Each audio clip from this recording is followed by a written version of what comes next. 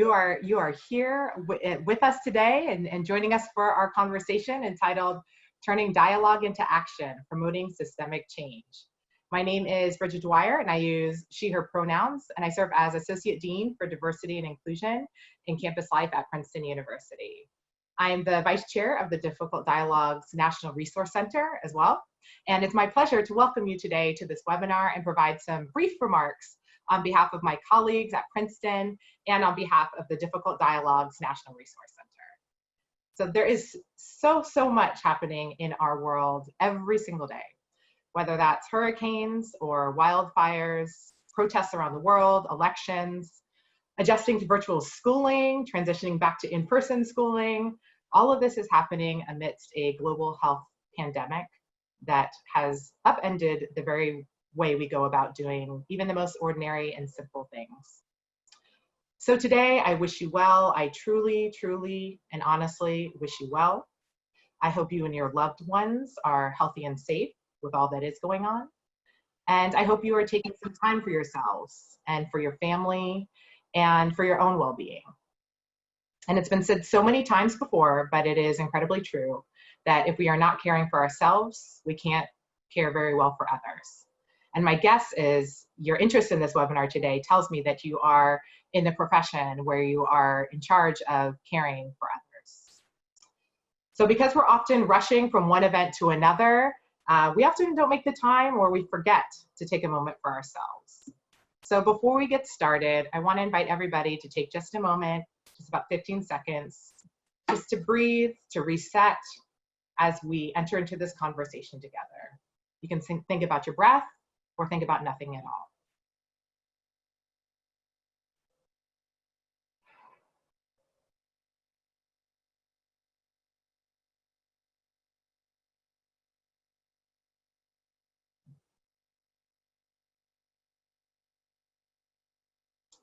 So thank you for that. I often find it so helpful to just take a moment to reset, especially when something really important or a conversation that I really want to focus on is coming up. Just taking a couple moments and breathing is really helpful. So with all of that and all that's going on in our world, we are really thankful that you've taken time to spend some additional time with us today. And so this time is for you. It's for you to listen, for you to grow, for you to learn, and for us to learn from one another. So we hope you're able to do that by asking some questions in our Q&A function on our webinar. And let me take just a moment to get into some logistics before we get into our panelist introduction and the real meat of the conversation. So this webinar is sponsored by the Difficult Dialogues National Resource Center, which is also known as DDNRC. It's also sponsored by Princeton University and Washington University in St. Louis. And so I want to start off by also thanking and giving tremendous thanks to everyone who has worked so hard to make today's event and program possible. So certainly this program would not be possible without the generous support from the DDNRC, its board, its staff, graduate students, the Washington University, and all those in the Center for Diversity and Inclusion who work so hard to make today's event happen. For the Campus Conversations on Identity initiative at Princeton University. Also Tiger Well, which is Princeton University's Health and Wellbeing initiative. The Office of Institutional Diversity and Equity, and our partners on the communication team, both at Princeton as well as those at WashU, and our other social media gurus who continue to move information in new and exciting ways. So thank you all. It truly takes a great partnership to make these events come to life. So before I turn it over to Mark Kamimura Jimenez, who will provide a welcome from Washington University and introduce our panelists, I want to just tell you briefly a little bit more about the DDNRC and about the purpose of this panel. So the Difficult Dialogues National Resource Center works to advance innovative practices in higher education and to promote transformative dialogue on controversial topics and complex social issues in order to strengthen our society. So more than ever, our nation is in a critical need for tools and for capacity to engage with one another. And the DDNRC is committed to the advancement of difficult dialogues, to teaching and learning, and to the role that higher education plays in this process. So this conversation is the second in several that the DDNRC will be hosting in partnership with Princeton and with WashU. And this series is a set of timely timely conversations about events that are happening before us in our world. So last month we were talking about what it meant to be coming back to campus in person or virtually, and what activism looks like in the classroom, in student spaces, and in staff and faculty spaces. So today we're going to extend that conversation about activism and discuss how we use dialogue as a tool for creating systemic change in politics, locally and nationally, in communities, and within higher education. So without further ado, I'm going to pass it over to Mark Kimimura Jimenez, who will provide a welcome from WashU and introduce our panelists. So Mark, over to you. Thank you, Bridget. Again, my name is Mark Kimimura Jimenez, and my pronouns are he, him, and his. And I'm the Associate Vice Chancellor for Student Affairs and Dean of the Center for Diversity and Inclusion at Washington University in St. Louis. I'm also a member of the DDNRC board.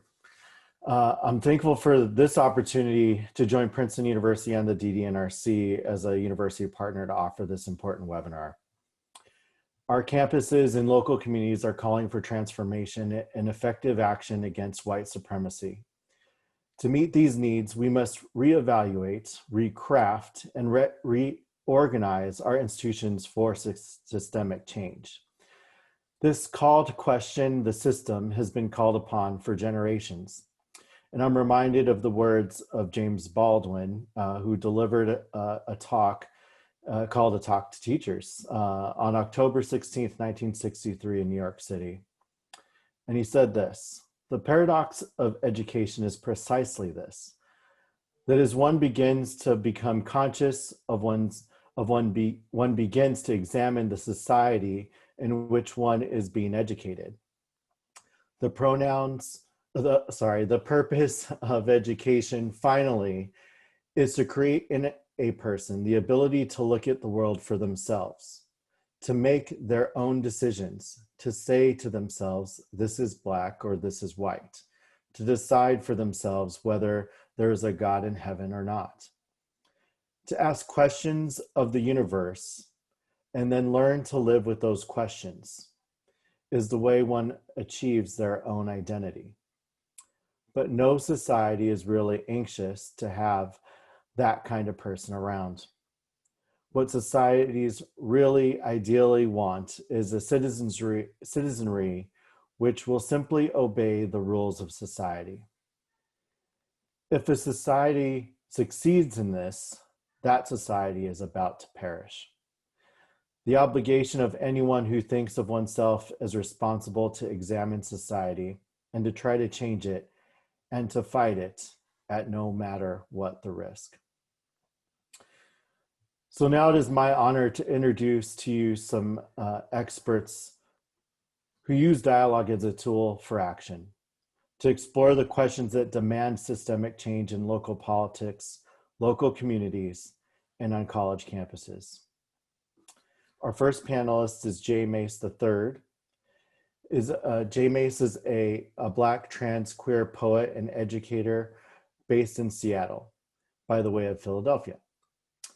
He is the author of White Folks Be Trippin', an ethnography through poetry and prose, as well as And Then I Got Fired, one trans queer's reflections on grief, unemployment, and inappropriate jokes about death. He is the founder of Awkward, the first ever trans and queer people of color specific talent agency.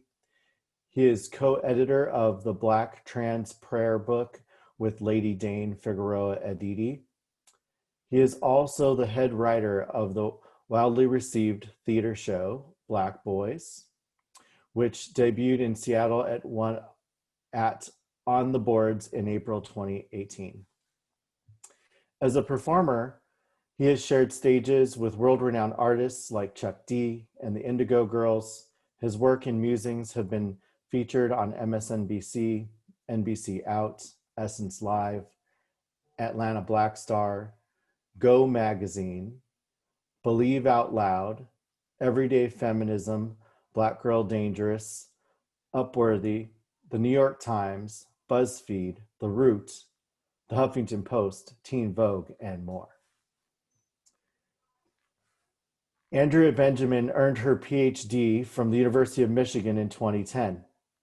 Her research interests include race and politics, local elections, and voting behavior and public opinion.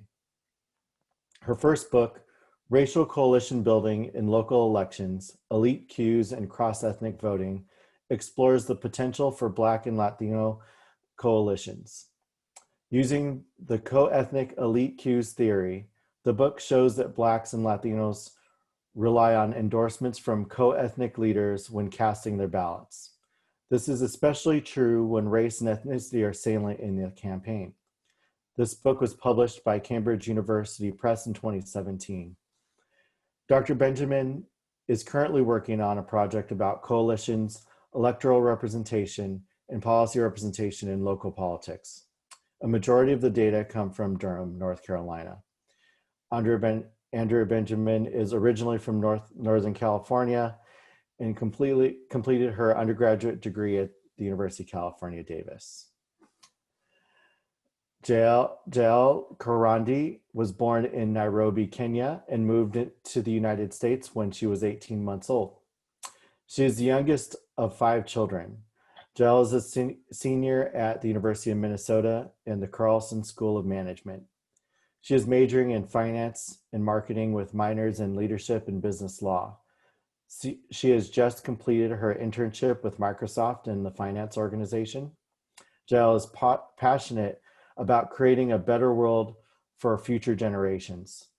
Jael served as the first Black undergraduate student body president at the University of Minnesota. She currently serves as the ranking representative to the Board of Regents and is passionate about racial justice and ensuring that our institutions are held accountable. She has a deep love for football, but enjoys watching almost all sports. She also enjoys babysitting, fitness, specifically weightlifting, and baking. And a fun fact is Jael doesn't use an alarm clock to wake up. That must be amazing. Welcome to our panelists. I'm going to pass this back to Bridget. Thank you very much. Great. Thanks so much, Mark, for those great introductions. Welcome, welcome. It's great to have you all here. Hooray. Here we are. Yes. So let's get started. As we do, I also just want to point out to the audience, Jael is a student and does have a commitment that she's going to have to go to a little bit early. So she is going to be logging off just slightly before we end. So just as an FYI, as we're having conversations, if there are things that are particular to her, please make sure that you post some questions in the Q&A so we can get to those early in our Q&A section. So great. So thanks, everyone. Thank you again. Welcome. Glad you're all here. And so I'm just going to start off. I'd love for each of you to just, help Mark's introduction of you come to life a little bit more. So, first question I'd love for you to answer is the title of our webinar is Turning Dialogue into Action, Creating Systemic Change. So you all are here and you're joining us today because of your activism and because of your engagement in your respective communities. So I'd like to have you tell us a little bit more about how you're involved in activism and how you see it as a tool for systemic change. So Jael, would you lead us off? Yeah, of course, I would be happy to. And I'm really happy to be here. And thank you to all the sponsors today and all attendees for taking the time as well. When I look at activism and it's just as a think pool, whatever you'd like to consider it, I think of higher education because that's a place in which I think I found my activism to be most active. And why I say that is I think when we talk about higher education, we're talking education about an institution, we talk about its ability to transform, right? The idea that somebody comes to a place of education, they're meant to not only go piece to paper or go read their textbook and learn something, but the idea that we're also creating these agents of society or members of society. And the reputable things that they go do therefore are then a reflection of the institution. And so the institution has this responsibility to then inform and teach and educate its members. And when I look at that, I think of activism as something that has to be in tandem or in line with that. And when I think of activism and what I should be doing and what other student leaders should also be engaged in is how we advocate for every student at our institution, how we make sure that the policies that our institutions are placing on their website are in line with the actions that they have, that they're making sure that they're respecting the tuition dollar that a student is paying and making sure that everything that they're doing is in line with that. And so what I really think about is how can we hold our institutions to a standard of the policies that they are placing on their websites and the things that they say that make it in line based on what the students are asking for and not what they believe is a true answer. Great, thank you so much. Thanks so much for getting us started. So, Mase, how would you, what would you add here? You know what, I think we've talked about this quite a few times just in our conversations, but I really have a love-hate, relationship with the word activism, or just even being thought of as an activist, because I think that to be labeled an activist or to be doing activism is usually doing labor that is correcting the wrongs of social injustice. So it's sort of, labor that I really wish I didn't have to do, right? And so for me at this point in my life, a lot of the work that I do that I think is defined by many people as activism is supporting Black trans folks, other Black trans folks in community around housing support, around financial sustainability support, around making sure people have the resources that they need to live, in a society that is very anti-Black, in a society that is very anti-trans, all those things. And so it's this joy of being able to organize with other people in my community, as well as the pain and anguish of seeing people through really terrible situations that they shouldn't have to be in, right? And so I would say often I'm a reluctant activist because I wish that a lot of this work was already done or didn't have to be done at all. Makes complete sense. So thank you for bringing that perspective up. Absolutely. Andrea, Dr. Benjamin, what would you add? Sure. So one, my cat has decided to come join the Zoom. So sorry about that. Yes, the more the merrier. But I think sort of building off what Jael and Mase have said is, I sort of view myself as an activist, but I like to sort of be behind the scenes. And the number one reason for that is just through my sort of own work with the community, I try to be really aware that I am Dr. Benjamin to some people. And so I know that that means certain things to certain people. And so one of the things that I try to do when I approach my community work is to sort of just take a step back and do a lot of listening. And I've come to really appreciate when the community can sort of voice their own concerns and then come to me and tell me how I can support and help that. That has usually been the best way, right? Because I think if I enter a situation, there will be people who will look to me as, oh, she must know what's going on. And the reality is, unless I live in that community, I'm also an outsider. And so I usually try to ask myself, how can I support? How can I do have an expertise, but how can I lend that? And more importantly, waiting for the community to come to me and sort of let me know what I do, what I need, what they need, and how I can support them. So. Yeah, absolutely. I always like to say that we are all the experts of our own experience, right? Like I can't speak for your experience, you can't speak for mine. And so how do we find those opportunities and places to connect in? And I heard pieces of that in what each of you were saying, thinking about how we advocate for others, how we think about others, how we, wish that the truths and the things that we are fighting for weren't the realities, right? And what we have to do in this kind of work. So yeah, so thank you for leading us off and getting us started with that question. So from there, I'm going to jump right into it because, Jael, you have made some waves over the last several months, particularly late into the spring semester, around after the murder and the lynching of George Floyd. There was a lot of attention around Minneapolis. And I know that you've been featured in, several news stories and on different webinars about your role as student body president, as the first Black student body president at University of Minnesota, and the role that you and I know you'll talk about this a little bit more, and others, really played in working with your presidents to limit some of the ties that the university had with the Minneapolis Police Department. So, can you talk to us a little bit more about how that happened? Like, what was that process like? What was it like to be a student working with the president? I can imagine that's kind of intimidating, right? So yeah. Yes, no, for sure. And I think something to note also at the University of Minnesota is this is the first, we actually have a new president. She's now in her second year, but at the time was still in her first. And so I had the opportunity to work with her through her actual tenure here, but the discussion of policing and its placing or its place in institutions of higher education and K through 12 isn't a new one, right? We've been talking about it ever since we had school shootings and they started to introduce police into K through 12 schools.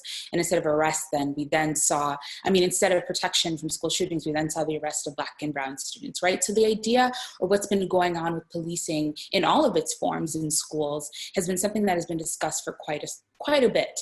And my first interaction at our institution was in my first year after we saw a lot of aggressive force during a campus event. And from that event, I remember asking our institution, what are we going to do about this? Students are saying that they are traumatized from what's happened at this event. What are we going to do about it? Where's the statement? Where is the acknowledgement from the administration? Where's the discussions on how this can't happen again, right? And instead, what I kept getting was redundant answers and very circular conversations. And I was very frustrated about that, but it ended up writing a report to our Board of Regents, which included a discussion on policing. Still saw no action from that. And this early May, when we saw the murder of George Floyd happen 20 minutes from our campus, I said no more. And it's been no more for too long, right? We've been asking for these policies. We've been asking to come to the table and have conversations for far too long. And I wrote that letter in tandem with different individuals who are willing to work with me that said there is no middle ground anymore. Right? There is no us coming to the table and discussing because there's no more discussion to be had. I've said everything I need to say, and now all I need from you is a clear answer on where you stand, right? You don't get to stand in the middle. You don't get to be lukewarm. You don't get to have a blanketed statement. You don't get to buy time. You've had time. You've had efforts. You have a consortium of individuals who are very well learned and very well mannered and have all the knowledge that they need to be able to make this decision. So to me, in 24 hours, you should be able to decide whether or not you want the Minneapolis Police Department on our campus. And the answer should clearly be no. And the reason that answer should stand is because then you don't get to have policies on your website talking about diversity, equity, inclusion, and then have a murderous police department then that you're paying be on our campus. And a lot of people have talked about, well, what does this come down to the student for? Well, the student is paying tuition dollars into this institution, right? Those 6.3% of Black students attending the University of Minnesota are still paying the same tuition that their white peers placing, but instead of receiving protection from the police, they feel like they need protection from them. Now, you tell me if that's a return on their service. And so for me, at the end of the day, it was making sure that our students knew that Black Lives Mattered on this campus, but our university was going to stand in line with the values that they said that they held, and that there was no need to be wavering on the issue. And of course, there were students that pushed back. Of course, there was people who felt like maybe this wasn't the right decision, or what happens if this happens, or what happens if we don't have this type of safety, or what happens if I do this and this happens. Well, one, police don't prevent crime from happening, right? They come after it has occurred. A lot of the times people brought this discussion up to me, and I'm like, the time that police are called, usually something has already happened. But also, number two, I want you to remember that you might feel safe with the police, but there's so many other students on our campus that don't. There's so many other students that don't want to be by the police and don't want to engage with them. So the act of making sure that our university was held accountable to these actions was making sure that they were staying in tandem with what they did. And really, at the end of the day, I wasn't intimidated by writing the letter or fearful of writing the letter, because I was standing on the backs of so many, right? It wasn't just me writing that letter, right? I signed the letter a Black woman, because it wasn't just me that I was putting to that letter. Pen to paper, yes, it was just my name, but that wasn't just my name that appeared there and what that meant to others. Yes, thank you so much. Thank you so much. I want to hear from other panelists a related question, but Jael, before we move there, can you say a little bit more about what, for those student activists that are on this call, and what they might be, they may be interested in doing, taking their own actions, they may have taken actions before, but what was that like? I mean, working with the president, were there lots of meetings? Were there lots of emails? Were you talking with the assistant? Like, did you gain any insight in terms of what the president's schedule looks like? Like, how did this all transpire? And what did you learn from that, from the administrative perspective?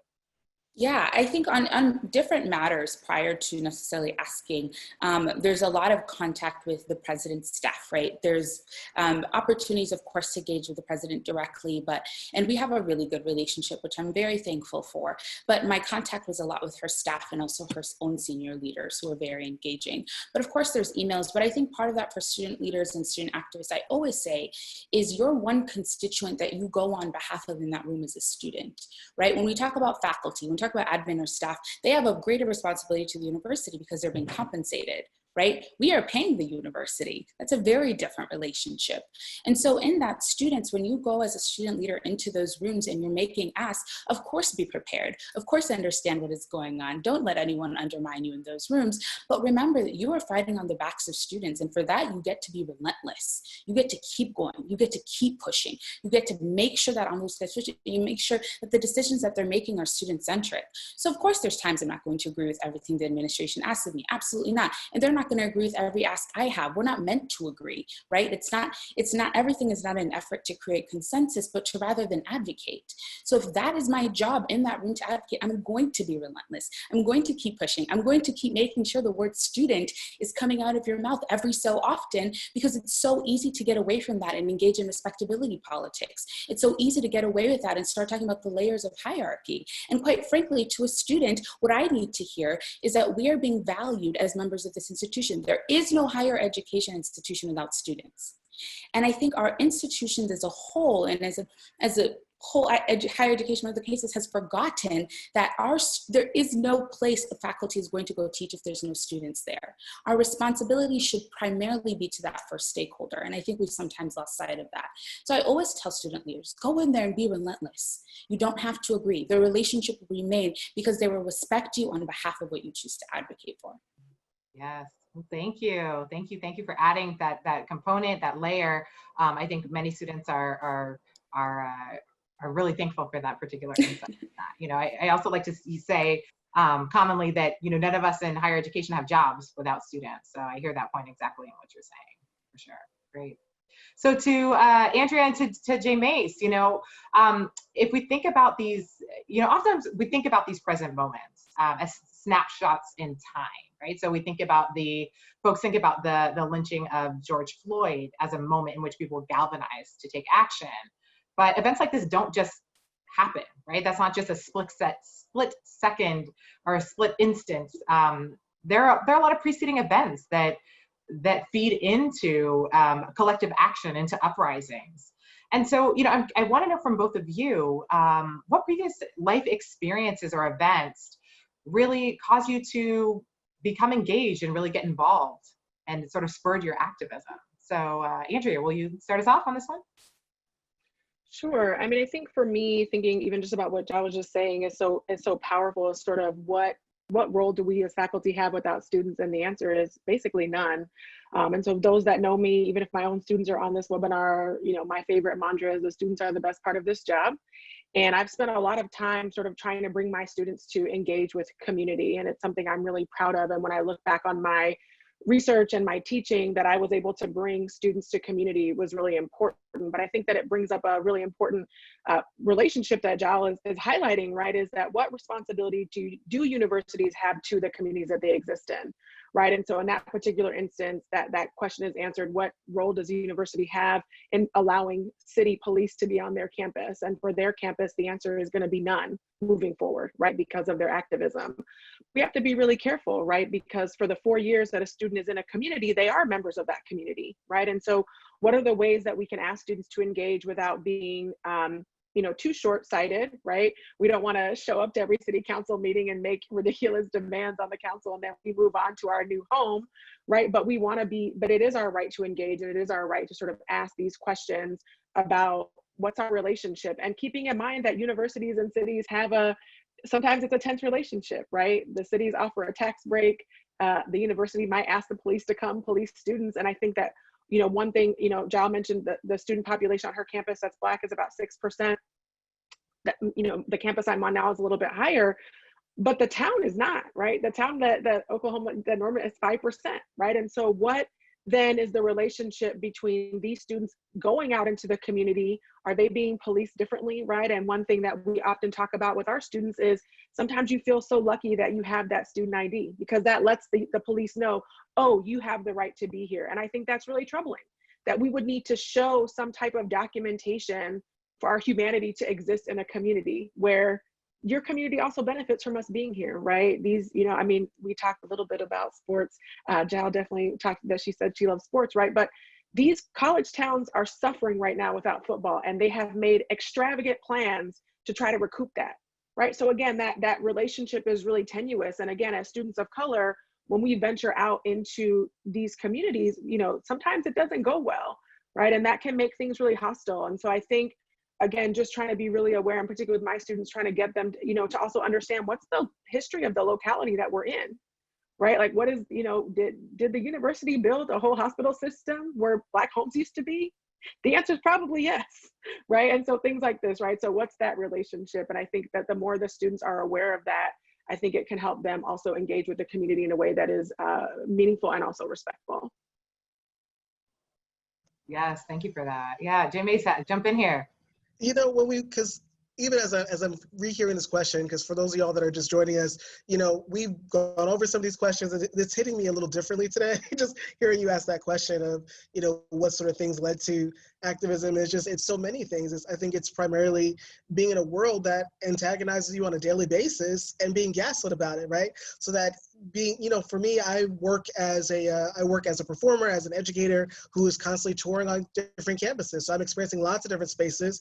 I love my job, and I came into that job because I was getting pushed out of so many other 9-to-5 work, right? Just like many other Black folks do experience that, just like especially how many other Black trans people experience this world of which we aren't necessarily free to just work, right? We're not free to just show up. We're constantly being followed or harassed or kept out of spaces. Particularly when I think about my experience on college campuses, you know, I get followed around by police on college campuses all the time, right? I have to wait to be credentialed by usually a white staff person that's around to say, hey, this Black person is safe here, or this Black person is okay here, right? Versus being allowed to just be in spaces where I'm going to go to work. You know, I've had this experience where I was on a college campus, again, for work purposes, and was held up by the police, right? And so then I have to go back and explain to a predominantly white group of people, you know, what happened or what just went down, and having them crying, bursting into tears immediately about an experience I just had to go through, right? While I had to sit there and be calm and negotiate with police folks about, hey, you all don't need 3 police officers for me having a conversation outside, right? You all actually don't need to surround us like this. You all actually don't need to do all this, right? And then dealing with people in power systems that literally just can't connect, right? And might connect with some sort of hypothetical emotion thing, right? But at the end of the day, actually that's those people, even in that scenario, when I explained what happened and just how quickly the situation escalated, you know, those same people decided on their behalf that they were going to forgive the police officers. They were going to like have a big to-do about this. They were going to invite the police officers to where we were. And meanwhile, didn't ask the people that got, myself and other people that got held up, you know, what we needed, right? And so I think it's constantly being in spaces where people are calm about stuff that is actually violent, about stuff that actually that puts my life at risk, that puts people I care about's lives at risk, right? So I think, again, this question of activism is because I don't have another choice, right? And because I'm choosing to be alive every single day. And because I choose that, I have to be engaged with what's going on around me in a different way than people that are consistently safe, right? Yes, thank you. And thank you for your willingness to share such a personal and you know, horrific experience. It really, you know, it's awful when we think about the ways in which that we value some lives, right? Or have that idea, that magical ID card that you and Andrea both spoke to, that it's the importance that, you know, we should value the humanity of everyone, right? Everyone. Yeah, I think Princeton students and folks are, you know, people all of a sudden started looking at me differently when I started working at Princeton. And I'm thinking, like, the same person I was, you know, last month when I didn't work at Princeton, but it's real, right? It's real. Listen, yeah. Something that came up for me with that, you know, I worked in higher ed for a really quick moment, right? And I worked in a school, it wasn't an Ivy League school, but a very high, well thought of school. And I remember I used to work in social services. When I made that transition to working at the university I worked at, it went from, people used to say when I worked in social services, oh, that must be really rewarding, to when I worked at a certain type of university, they were like, congratulations. That was the automatic response. And I was like, what's that about? Right? So again, I was still just like you're saying, I was still the same person working in social services, and I was in higher ed. It just happened to be that work was not only at that time for me was more well paid, but was seen as a certain type of status that gave some credentials if people associated you with the organization. Absolutely. Yeah, that's real. That's absolutely real. And we have to think about that, and we have to catch ourselves in the ways in which we're engaging with one another, right? Yeah. So absolutely. Yeah. So, I want to shift us a little bit, but not completely. We are, what is it, under 50 days away from a presidential election, right? And also local elections are taking place as well. And so, I wanted to ask all of you, what is your what do you see there as a relationship between activism and voting and politics? And Mase, you just responded to the last question. Would you start us off with this one? This is the question I've been actually dreading for so many reasons, because, realistically, in my heart and my spirit, I know what people want my answer to be, right? Like that there's this place in which people want your answer to be. And for myself, it's like, I don't know what it means to vote in a federal election as a Black trans person, where I'm getting antagonized all the time, where my community is getting antagonized all the time. I've never seen a politician stick up for Black trans people in a particular type of way, right? So it's like I'm consistently being asked to vote for people that have put more of my friends away, right? Or that put us in situations where we're constantly being tear gassed or put on the street or don't have access to jobs, like to actually having a right to a job, right?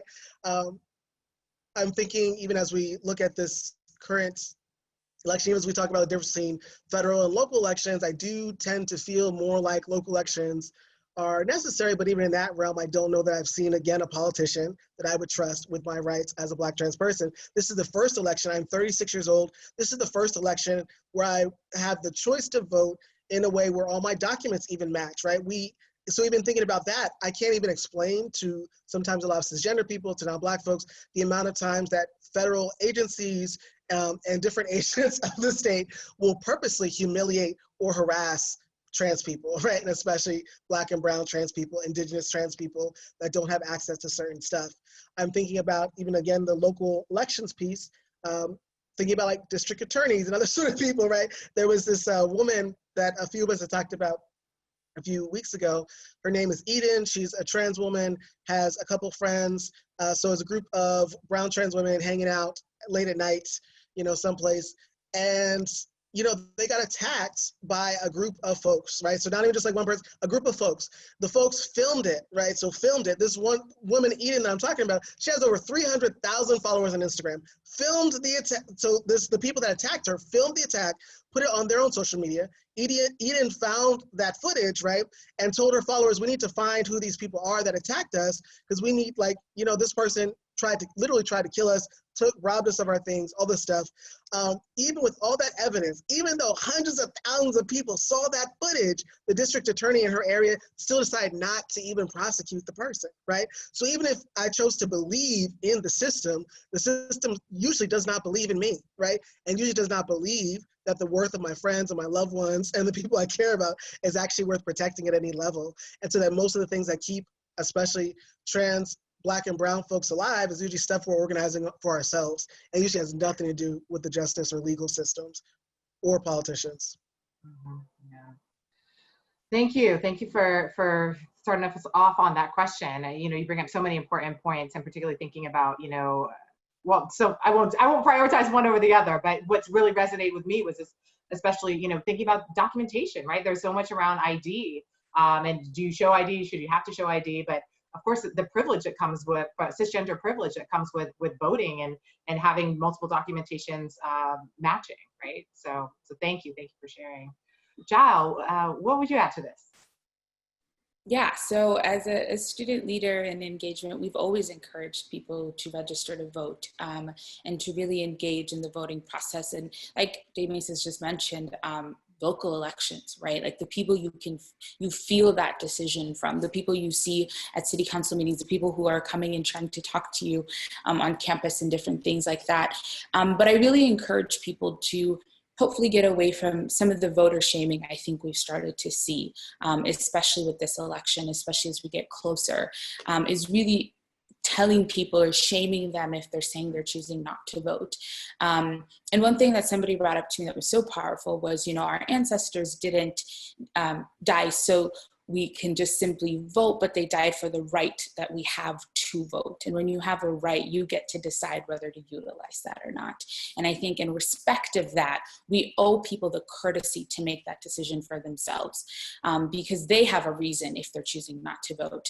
And alongside that, I do tell people voting, of course, is important, but don't let that be your end all be all. Right? You can't just vote, leave the polls and say, okay, I'll see you in 2 years, or I'll see you in 4 years, right? Your activism or your being civically engaged has to be a continuous process, right? It's understanding what's going on locally. It's understanding the policies and the fiscal years and the budgets and what's going on in between that time, right? We don't want to give politicians the advantage of saying, well, I've gotten this constituency, they voted, and now I can do what I want once I'm in office, right? Because that's what they're waiting for, is the freedom. But we can't let up, right? It's the idea that now that you're in office, I'm holding you to an even higher standard than what you told me on the campaign trail, right? Because at this time, what we have to continue is no more. I'm not going to continuously put you in office if these are the actions that you're going to make, right? We shouldn't be having the issues that we see now. We shouldn't be having the same thing over and over and then having a very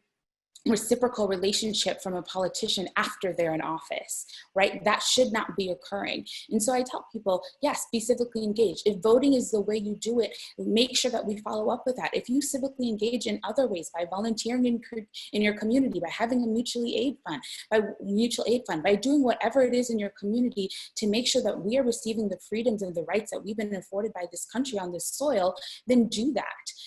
But as we get closer, of course, I'm going to encourage people to vote, right? Because sometimes I fear what happens on the other end, but I also respect the very individuals who choose not to. Yeah, I think this idea about, shaming people around voting is really tough. I think civic engagement is incredibly important. And I think that, my personal belief is that, I try to vote as often as I can, right? And try not to miss an election, because I believe my voice can be heard. But absolutely, it cannot stop at a vote. It's how are you holding people accountable? Have you gone to, your state representatives, your local representatives, to have your voice heard, right? And, it was really interesting is a few years back, I made my first trip to the state capitol in Pennsylvania. And I had this feeling of ownership that I'd never had before. Walking in this, I'd always seen it as like that building out there, that's where the politicians are. But being there and really having more, now I've been there several times, right? It's several hours from my house, but being there and saying, no, this is for me, this is for the people, and really, and meeting with my local politician in the state, the state headquarters was very powerful, was very, very powerful. Gives that connection, right? There's that possibility. So I think we need to see ourselves in our politics, in our local politicians, because that's exactly it. That's how we hold people accountable. So thanks for adding that. Okay, so at this point, I am going to call you Dr. Benjamin, because it is your expertise as a faculty member, both in African American studies, as well as in political science, that I would love to hear some expertise from you from those perspectives right now, Dr. Benjamin. So let us know, what you got for us? Well, as you know, I do study local politics. We have a joke amongst our friends, like local politics is the best politics. I don't know if anyone watched the Emmys last night, but when Regina King said, vote bottom up on your ballot, I tweeted, I was like, she basically said local politics is the best politics. It's not a direct quote, but I'm gonna say it is. And so I think what I love about local politics is what you all have been talking about, is just this access, right? And so I know that we have all spent a lot of time in our Zooms, and maybe even you saw so many of there were many memes that came out during the spring as people were all of a sudden attending their local city council meetings. But I cannot underestimate how important it is that you engage at that level, because those are the people that make decisions that genuinely affect your day-to-day life. If your city council decides not to give you a bus stop, you have to walk further to get to one. If they do not approve the zoning about how you can build your houses, maybe you plan to put a mother-in-law suite on the back of your yard and they say no, your mother-in-law is not moving in, right? And there are just these day-to-day things, your trash pickup, whether they contract that out or they do it internally, that still affects you, right? And so the beauty of the local politics is everyone can sign up for public comment, and you can get, usually it's 3 minutes. Some cities are generous and give 5. Sometimes they shut it down and give you only 2, but you are allowed to talk. And the beauty of it typically in person is that, as Jael was saying, you get up there, you say your 2 minutes, and then you get to watch them vote. And in no other place is that possible. No other place in government is that possible. You get, well, county commission and school board too, right? That you're there, right? So in the local level at all three of those offices, county, city, and school board, you can just watch them vote. And I think that's such a powerful experience because for the reasons that Jael mentioned, that accountability piece, right? And so what you'll see is in many cities, it's something that I'm super interested in right now because of my research, is you can just watch these groups kind of pop up and you'll see how much power that they can wield, right? Because they're continuous, presence at these meetings. And so every council member is like, I don't want to do this anymore. I'm just gonna figure out what we're doing here, right? And so there's a lot of ways to exert pressure that just don't exist. You can send a lot of emails, you can make a lot of phone calls, but it's very challenging to week to week be bombarded with these 3-minute presentations and you just voting no against everything that people are asking you. But I think that there are also just questions about what does local engagement look like, right? And again, it's about access. It's about the way that we sort of can rally. And again, the spring was just so fascinating because so many city councils had moved online that even as such a city council nerd as myself, I could attend many city council meetings. And it was fascinating to watch it. And I think that one thing that we should keep in mind to the other panelists' point is that, we have to sort of keep at it. Right. And so budgets are typically done in the spring. The budget process starts in March. When you hear about the vote in May and June, every decision has basically already been thought about, decided, and that the meeting that you see where the votes go up, that's up stamped. Right. And so if you are very concerned in your city about how any dollars are being spent, and I'm not going to pretend to know people's politics, but however you think those dollars should be spent, put it on your calendar now. Checking with the city, it's the law that the agendas go out a certain number of days before the meeting. That is a rule and a requirement. Most meetings will post the process by which you ask to speak and figure out what you want to do, right? But start watching it early because when we see those meetings in late June, things have already been decided. You need to be attending the meetings in March and get on there and maybe collaborate with your community. Hey, I would love to see more money go to parks. I would love to see more money go to transportation. And you need, you and 5 of your friends, guess what? That's 15 minutes per meeting, every meeting until you decide to stop coming, right? So you can continue to do that. And I just always encourage people. I know my city council member friends are like, Andrea, don't, but right, like this is your right. And I always encourage people to do that. That's a way that you can engage. And the other beauty of, local politics is the reality is you probably can't get a meeting with your mayor. He's busy, she's busy, they're not that busy, they have time, right? So figure out how you can get on their agenda or meet with, if you have a ward system or something, meet with your council member. They're very accessible. And to my experience doing all this research, I've interviewed so many city council members. They're very kind and generous with their time. And so the access is just the piece I want people to walk away from, is that you have access to them. And the other piece is, because it's not voting, even if you might not be able to vote, you're still a resident of their city and you're still a constituent. And so they will still meet with you. You still can get your 3 minutes. Those are not contingent upon citizenship or any other type, just residency requirements that you live within their city limits. So. Thank you. Such great advice. Such great advice. So, it's February, it's March, you still putting that winter coat on, but you're hoping spring is coming. Is you put it on and you head out to your local council meeting. Listen, we got to remember, whatever works for you, but get out there. That's when our voices always matter, but that's when the decisions, the budgets are really being made. And so we have to know that, right? I mean, that's something I wasn't familiar with, right? So I think that's really, really helpful advice. So thank you for that. So I'm going to stay with you, Andrea, for one more moment because National Voter Registration Day is tomorrow, September 22nd. So what's important for people to know about this day? It's just, okay, so one, I don't know how long it's been like a thing. Maybe it's like a social media thing, but it is important. I think it's a fun day on many campuses across the country, even despite COVID. I know people have their mask plans and pen sanitizing plans, but on most campuses tomorrow, there will be huge voter registration drives. The organizations on your campus that do this work every day are excited. They're buying treats and prizes right now and like making things to make it exciting. But it's just a really fun day. And what it is, it's just sort of one, right? Because one question that we like to ask is your voter registration current, right? Have you moved?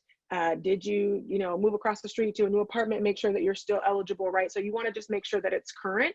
And if you've never registered, obviously you can register for the first time. Sometimes students out of state need to update their registration. But I think that, just this tomorrow is an important day because it's just step one. Because for most of us, as we move into this election time, this is different than any other year, right? And so I think the next piece is, do you have your voting plan, right? Which is, have you investigated based on your Board of Elections for your state? Maybe you went to the Secretaries of State, the National something of Secretaries, NASS, that had a lot of information, right? But to figure out what you can do, right? Because states have responded differently in COVID, right? And so you need to decide for yourself, am I voting early? If that's an option in your state, okay, pick a day. What time are you gonna go? First thing in the morning? Do you think 10 a.m. is gonna be a good time, right? You make a plan for yourself. Are you going to request a U.S. mail ballot, absentee ballot? If so, what are the rules and regulations that guide that process for your individual jurisdiction, your state, right? For us, there's a series of envelopes. They have lifted some restrictions, right? But it's very particular. So make your voting plan, or are you gonna go on election day, which is I'm struggling with because I do want my sticker, to be honest with you. But I mean, it's COVID times, right? But so make a plan. And then I think the other important piece is, once you have your plan, you know that you're registered, you've done it, you have your voting plan, check in with 3 to 5 friends and maybe help them, right? Make sure that their voter registration is current, help them make their plan. And I would say, again, not to shame anybody, because surely voting is not the only way, but to the extent that you've decided, I want to vote in November, there are just a series of steps that are additional this year that we have to take, as well as making sure that if you do decide to use any sort of postal, US mail, absentee mail-in ballot, that you complete your ballot and then return it in enough time that it can be counted. Noting that for most states, there is a tracker, so you can know my ballot was sent, my ballot was received, it was validated, so you can monitor that, but also being kind to our postal employees as they sort of maybe prepare for this inundation of mail, that you get yours in early. And also, I've been trying to remind people that because of the use of the mail-in voting, we might not know that night, right? And sort of accepting that that's probably a reality that we have to accept, because in many places, they can't start counting the ballots until the polls close, right? And so that's just the reality. So again, just getting your plan in place and making sure that you have everything you need so that you can successfully vote in this election, should you choose to do so. Thank you for adding to that, and for giving, again, such great and practical advice to everyone out there. I was going to move on to our next question, but want to be responsive to the audience, and so we have a question that has come in, and so I'm going to ask panelists to respond to this, because it's on the topic of voting. So this person asks, I agree that voting is a right and not an obligation, but many people, especially people of color and people who are economically disadvantaged, don't vote not simply as a choice, but because numerous barriers have been put in their way. So what can be done to help make opportunity to vote more accessible and equitable? And more specifically, what can universities do to increase voter registration and turnout amongst our students? So maybe the second part, if you're ready for it, Jael, I can throw that to you, and then we'll come back to Andrea. Sure, I would be happy to take the first part. I think in the 2019, the University of Minnesota was recognized for the highest voter turnout among students at large in public universities, four-year universities. And so I think, one, that was a really strong effort by student leaders, right? And I am so thankful to the student leaders I got to work with and the many student leaders before me that worked on that. But that initiative and that drive has to be in tandem or parallel to the efforts of the university and the institution, right? We do not have the budget and the resources to do that unless the institution itself wants to invest. And so government and legislative affairs office can't just be focused on relationships with the state and relationships with our leaders at the Capitol, but they have to make sure they're encouraging students to vote. So whether that's ensuring that, again, there's opportunities to vote on campus, whether there's a campus location, that we're engaging with students on how the voting process works. Like Dr. Benjamin just mentioned, is your registration current, right? As students could be moving every year, right, to a different campus apartment, moving on campus, off campus, whatever the case might be. So I would say in terms of what universities have to do is make sure they're being intentional about sharing those resources early, but being willing to walk students through them, right? And email isn't enough. I see the email, you put it in a folder or you delete it and then you don't look at it again. Right? It has to be a continuous engagement on what to do. Another thing I would encourage universities to do is look at that class schedule on election day. Right? What does it look like? Or giving students the opportunity to be excused from class if they need to go vote. Many students had that issue of like, I'm not going to be excused from class when I vote, but by the time the polls close, I'm not done with class, or I can't go before. So making sure there's that flexibility where students can go vote depending on their poll location, if it's at home or if it's near campus, wherever the case may be. But professors and their faculty should then be flexible with students to allow that to happen. And what we haven't seen is that opportunity for students to go do that. So they're rushing to go vote whenever it might be throughout their academic day. And so having that effort or that support from the government and legislative affairs office at whatever institution you're at is important, but then offering that flexibility for students to be civically engaged on that day and offering locations close to campus. Thanks for that. Thanks so much for that. Mase or Andrea, do you want to get in on this one? I think I have a bunch of things floating through my head, but so I think, so again, because like I'm not, like I said, I already said how I feel about voting in particular for myself or like other sort of, and a lot of the people in community. Some things I would say is even something as basic as like, you know, to get your ID, it's not free, right? So like, do your students have access to getting their IDs? And so even just going to Andrea's point earlier about the space in which a lot of universities take resources from the very towns that they do not actually support or like pour back into. I'd wonder not just like how do you support the students on campus, but how do you as an institution with wealth also support the people outside of the campus community, right? Those other folks that are also having similar issues around having access to maybe whether it's transportation stuff, whether it's again ID stuff. I think like I know lots of trans folks right now that do not have IDs in their pockets because they either do not match or they do not have the money because they do not have the access to the work, right? Or the funds, right? To get those things to happen. So even just those sort of what I feel like are basic things, right? Around just even be able to, because even that barrier of getting to register, right, can be a lot. Absolutely, absolutely, yeah. Yeah, I mean, I think just from a normative perspective, I mean, I have a lot of concerns about the fact that we have done so much recently to make it harder to vote.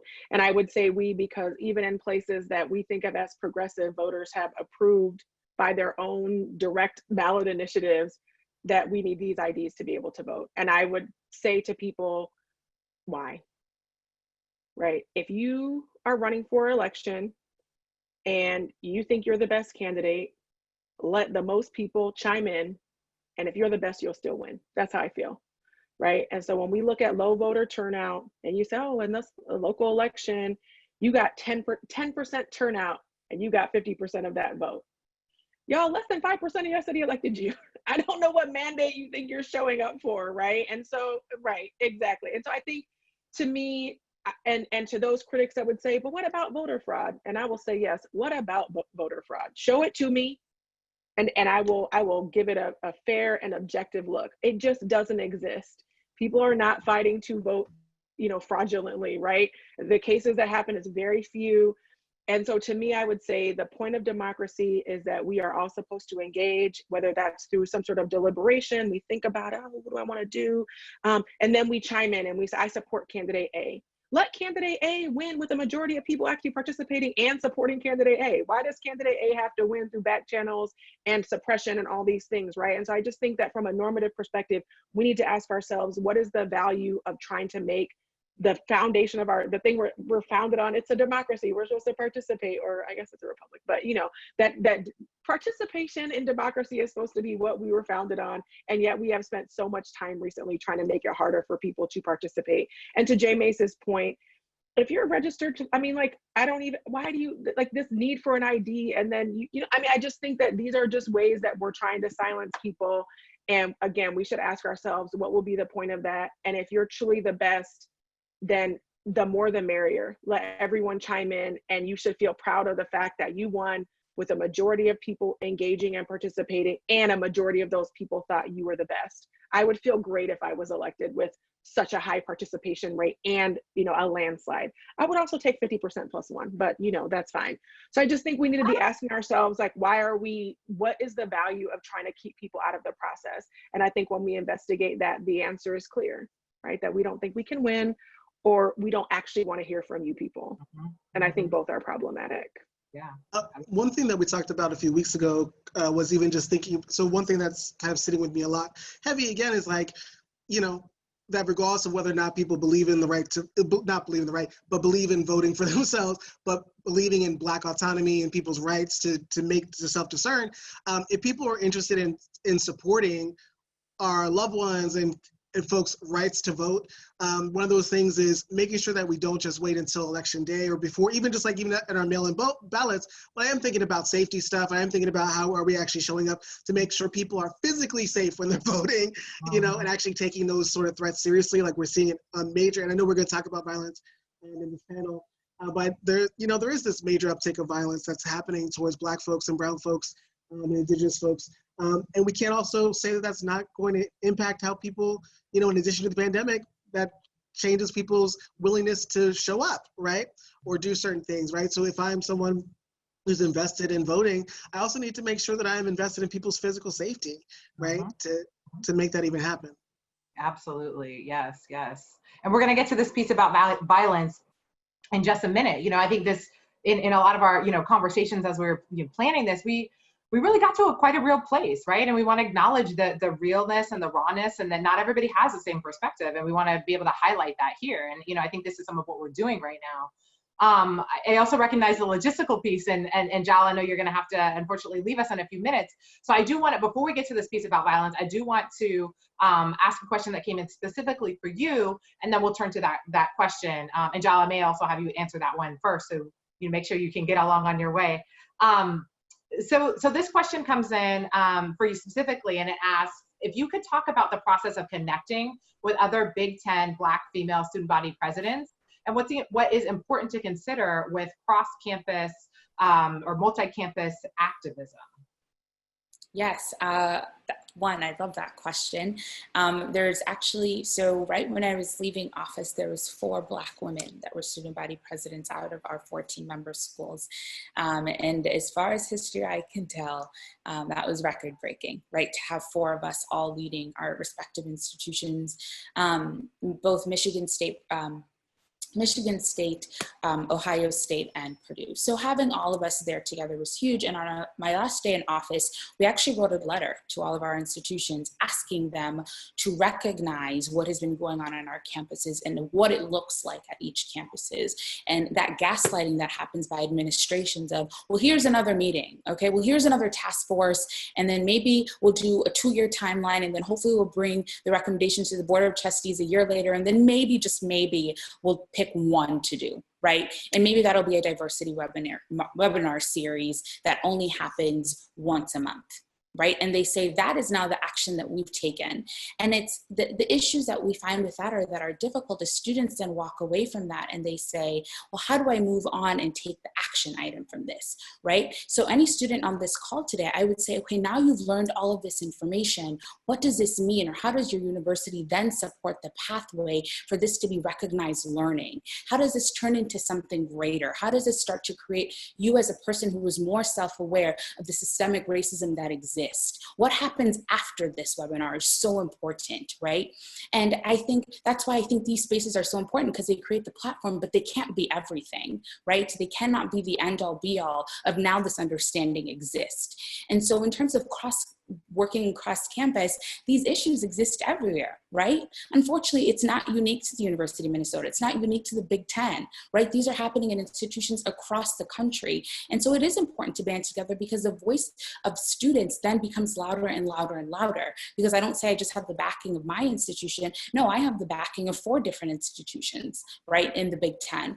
And so I think it's so important to work across with one another and engage so that we can have these conversations, but then what is the action item item that happens after, but also then it shows institutions that your student leaders are asking for the same thing across campuses. Their peers or their presidents or their board of trustees are also peers. So they should be having the very same conversations that we're having. And then you get to a point where now the urgency is more seen, and we have these public letters that are on social media that are calling our institutions to accountability and are asking for that action.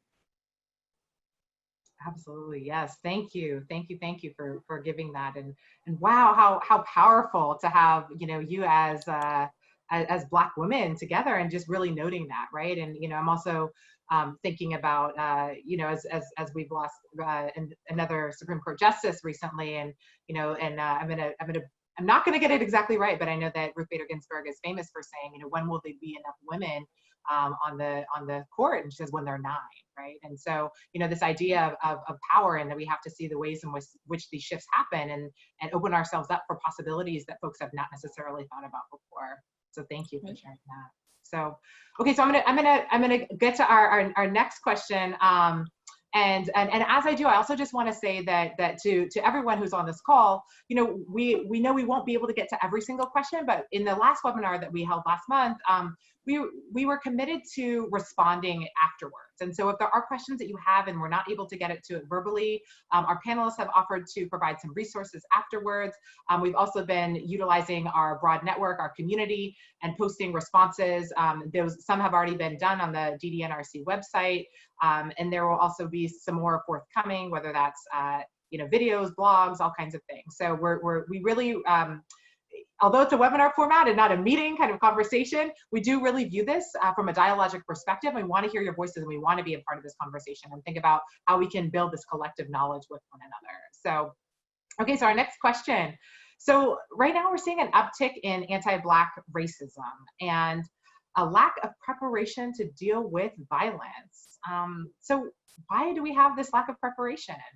And you know, Jael, I'm going to start with you because I want to be sensitive to your time. Yeah, no, of course, and thank you. I think, and two things of this part is, one, I think we're not prepared because we didn't want to be prepared. And I strongly believe that because, again, these issues are not unique to this time, right? These things did not commence with the murder of George Floyd, right? We can go back years and years and years, even before they were being put on social media, and see the reports of the murders of Black and brown people.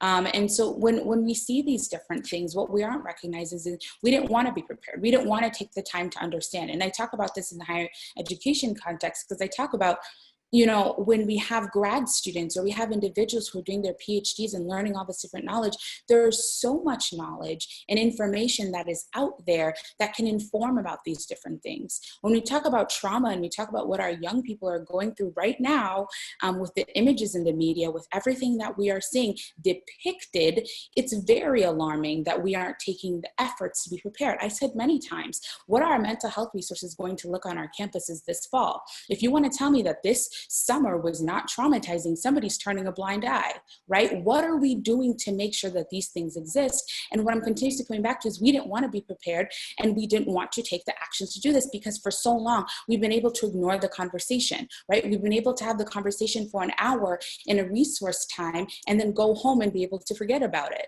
right? Because nobody was following up with the actions that are supposed to be put in place.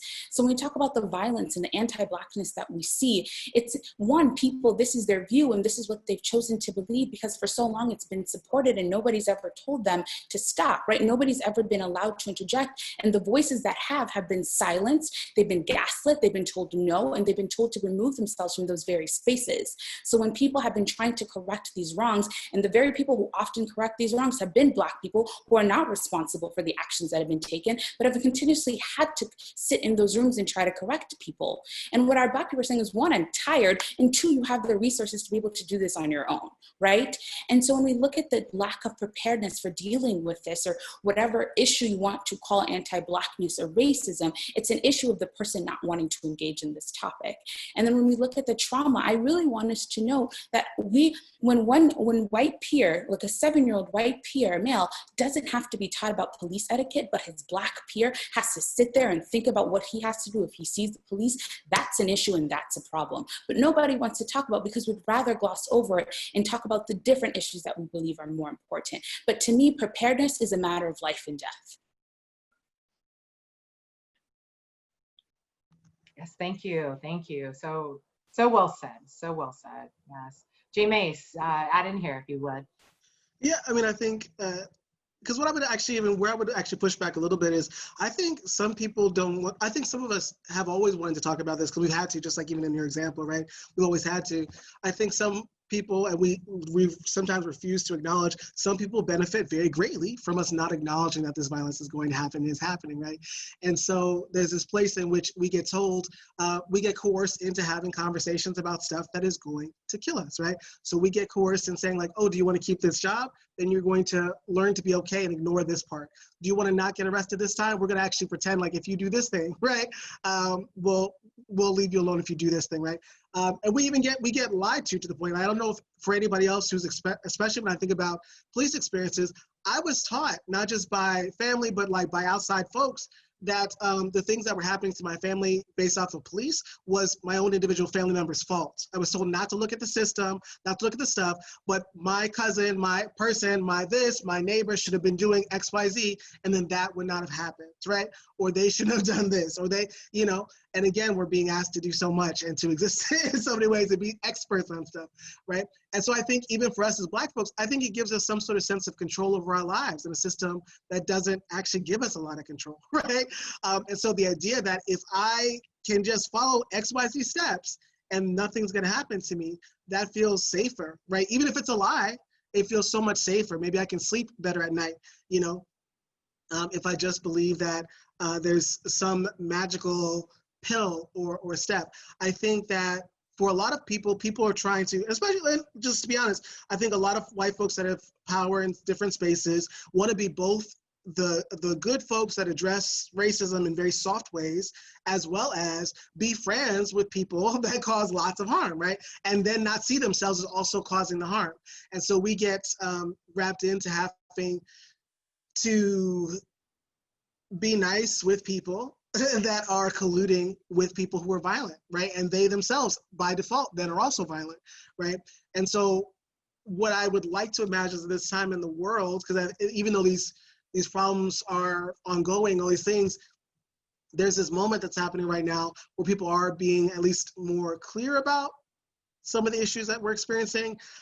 My fear is that it's going to be lost, right? That's my fear, is that we're going to have all this awakening of people, and it's just not going to result in the types of safety, the types of shifts of power, the types of negotiation that actually has to happen. Mm-hmm, mm-hmm. Thank you for that, J. Mase. I want to shift really quickly back to Jael and just say thank you so much for joining us. I know you have another commitment that you need to get to, so go be a student, go continue to do the great work that you're doing, both in and outside of the classroom. We are incredibly grateful for your willingness to take time during your busy academic calendar and schedule to join us and really give us a lot of your wisdom. So thank you. And as you go, is there anything else you want to just say real quickly, or any social media you want to share? Feel free to just say last final comments. Yes, please connect with me on social media. I'd love to. All is done by my name. But honestly, I really do appreciate these spaces. I think as students, we're often told to be a student first, but that becomes really difficult being a Black person at a higher education institution, right? I can't just forget the racism that exists outside. I can't just ignore the news. So I really do appreciate these spaces. And sometimes it gives you the break that you need to be able to go back and then deal with your academics, right? And try and be that student. So to anyone who has a student in their lives, please do check on them. Zoom University is not the same, and actually comes with a lot more fatigue than people sometimes assume. But also for anyone who's an advocate in any space that you're in, please be relentless. We all get tired. It's okay to get tired. Please take time to take space, but be relentless and know that so many people have your back. So, thank you. Thanks so much, Jael, and best to you at the rest of the day. Bye. Thank you to the other panelists. It was amazing. Great. Thank you. So please do connect with Jael. Yes. Connect with Jael. Yes. So I want to circle us back to where we were with talking about, this preparation and thinking about violence. And, J. Mase, you're really, calling us in to think about, how are we accountable to one another, and thinking about who we are in relationship with and how we manage those relationships and continue on with them. And so, thank you for really bringing that up, and for asking us to look at ourselves, right? And how we're sharing space with other people, and what are we doing individually. Activism doesn't always have to be this huge protest or sit in, but activism can also be the ways in which we're interacting with those people around us that are saying inappropriate and horrible, racist, traumatic kinds of things. And so how are we holding ourselves accountable in that way is really important. So Andrea, I want to turn it to you to think of to talk about this question again about this lack of preparation to deal with violence and to engage violence and how we're thinking about anti-Black racism and violence in the coupling together. Sure. I mean, I spent a lot of time this summer trying to think about my students. And so I teach, obviously, race and politics classes. And, I thought maybe I sort of knew what the syllabus was going to be. But as the summer went on, I realized that I needed to, in some ways, make some shifts, right, to make sure that the conversations we were having, the things that we were talking about, that they were going to be sort of not adding to their trauma, right? Most of my students are Black, and for them, watching certain videos and things like that, that's just adding to their, that can re-traumatize them. And so I did make some choices with both of my syllabi for my classes. And one thing that I really wanted to be able to do with students was feel like they could respond to this moment, right? That, yes, we're still going to learn about the historical movements of, in the past, and especially in Black politics, the course that, the book I use is like the quest for universal freedom, right? So we're always constantly revisiting that question. But I also wanted them to feel like, well, what does it mean in this moment when people that look like us are demanding in the streets the freedom, right? And what does it look like that, school started the day after Jacob Blake, and I had to show up there, had like a lecture prepared that was supposed to be like months ago.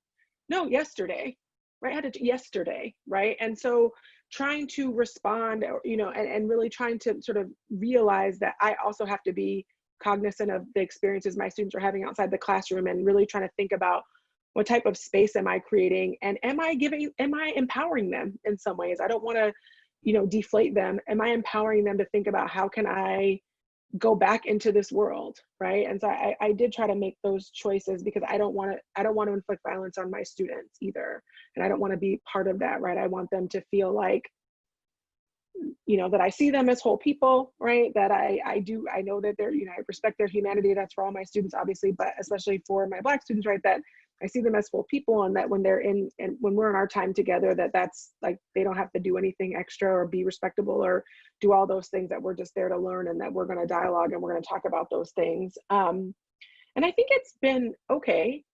As Jael said, Zoom University is hard on your professors too, y'all. It's very challenging. It's not my best moment, but trying to find ways to connect with them still, doing a lot of Zoom one-on-ones, and just really like, just so that we can chat, and, respecting that they don't always want to have their camera, like things like this, right? That we can just, what can I do as faculty? I told them on the first day, I know you're going to think I'm corny, but I was like, I'm going to use kindness and grace to guide me this semester. I mean, I usually do anyways, but really at the forefront that, like, I'm going to grant you all grace that this is hard. This is harder than you want it to be. It's harder than I want it to be.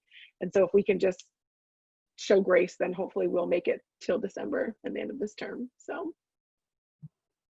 Yeah, thank you for that. Yeah, this is not easy for anyone, and we need to acknowledge that, right? And so, how can we take those moments for ourselves and for each other? Critically important. So, and I think Andrea, you really spoke to this question that just came in about, how can folks respond, on campuses? And I think it really is that. It's thinking about that grace, thinking about that compassion. Absolutely.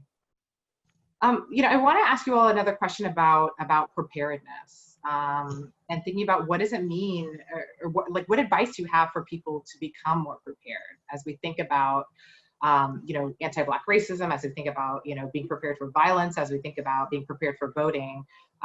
What does that look like? And as we answer this, I'm also just going to let you know, I'm going to change the view, because we had a request to move from speaker view, where you can see one person at a time, to panelist view, so we can see all three of us at once. So Jael, would you lead us off with that? Yeah, I mean, and so just again, looking at the reality of where we are. So for those that don't know or did not catch that in my bio, I live in Seattle, Washington. As you all know, we had the autonomous zone here this summer. We've had lots of different activism sort of happening in the streets. And the reality is anytime there's organizing around the survival of Black folks, there's a lot of retaliation back, right? And so one of those things means that there's been a lot more militarized police actions, and as well as a lot of vigilante violence against Black folks, right? To the point that we've seen people being abducted by Proud Boys and other white supremacists in this area. And so to me, and I'm not saying that to scare people or, or things like that, but that's the reality of the world in which we are living right now. That's the reality. And so what I would say to people very much is, I know for me, one thing that I've done for myself over the last few years is I've gotten some different weapons training. Why? Because I know, and I've seen this shift as someone who's had to travel all over the country and do different stuff. I've seen a shift, right? And I've noticed that my safety has been in question more times than I would like it to be, right? I know for myself, even thinking about, for folks, people have been thinking about if they themselves feel safe, but are wondering what even to do for other Black and brown folks in the world. Like, people could get to-go bags for folks, right? So, a go bag has things like tents in it, has like maybe a survival knife, has like food in it, has flares and other sort of things that if you had to run in the middle of the night, you have all your stuff by the door, right? And so I think that over the next few months, years, whatever, I know that one thing I'm doing for myself and I want to continue is, like, I have my to-go bag ready. I know I'm going to have that for my family, and making sure that my mother, my sister, everybody has their to-go bag and has actual physical maps, like in case electricity was to go out, in case servers go out, right? So that people can find their way around, and that we have a safety plan in advance just in case anything happens, because we have a pandemic happening. There's a lot of unrest happening. There's all these different things. And again, these patterns are not new, not new in the US, but not new in the global world, right? And so those are things I'm thinking about.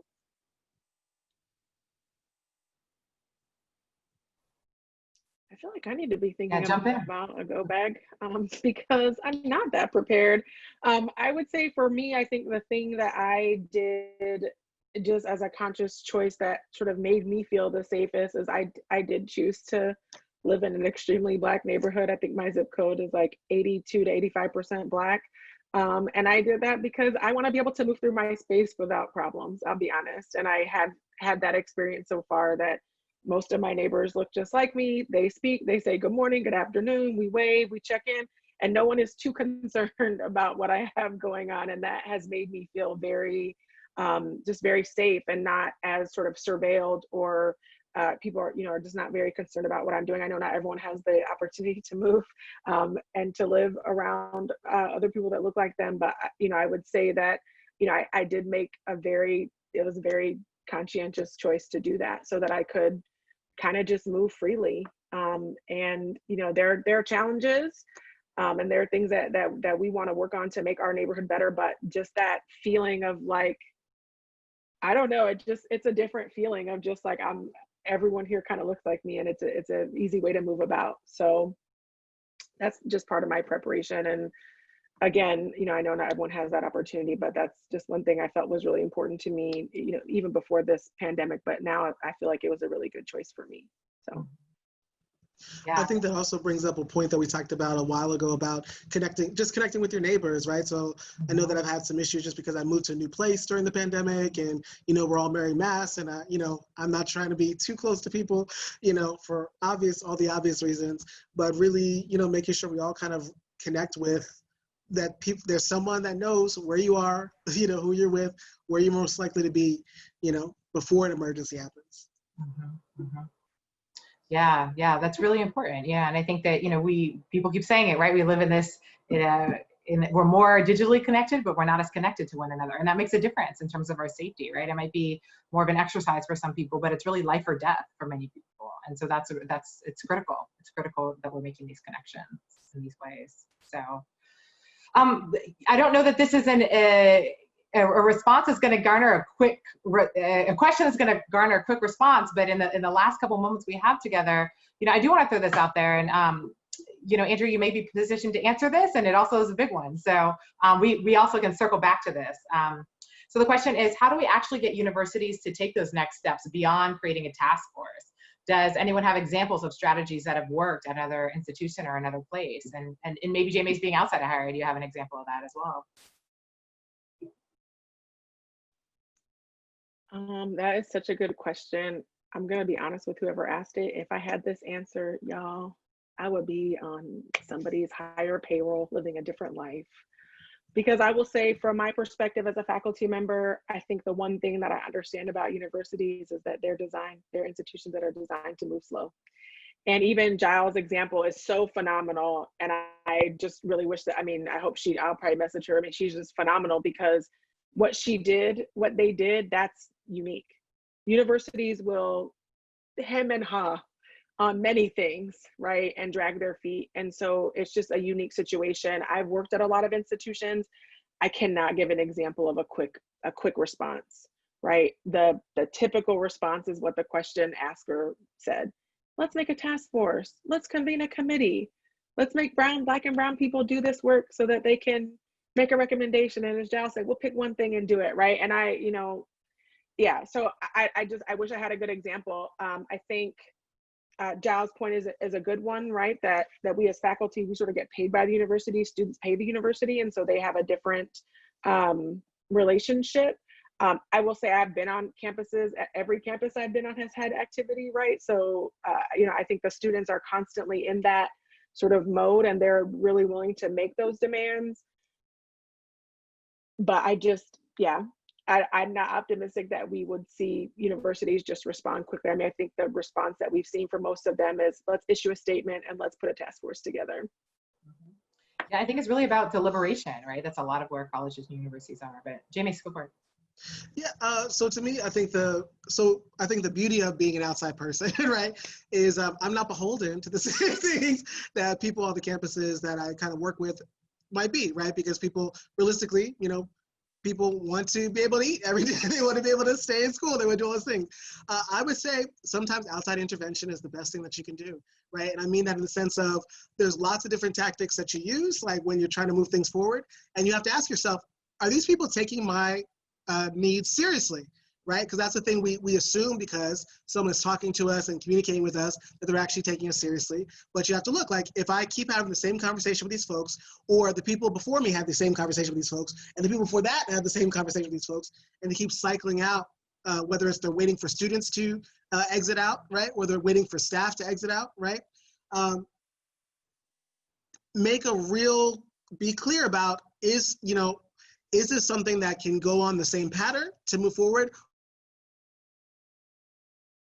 Or do I have to escalate something? If I have to escalate something, can I reach out to some local newspapers? Can I reach out to some local community members? Can I reach out to some other stakeholders and other universities that we might be tied to, that would have an interest in making sure this XYZ issue moves forward? Maybe can I reach out to some alumni, other sort of people, right? So if there's different safety concerns, all the different things, there's reasons why we may want to be the face of something, why we might not be. If you do not feel comfortable or safe, right? Especially that word, safe, being the forefront of something, there are people out there that will help you, that have an interest in you being okay, and have an interest in other Black and brown, and especially folks of color and trans folks and queer folks being okay on your campus. Yes, thank you for that. And I think it's also we often talked about kind of the university, right? It is as this nebulous thing that's out there, but I think we also need to think about our own role within the university. And while we might not be able to make these like sweeping policy decisions, what are those opportunities?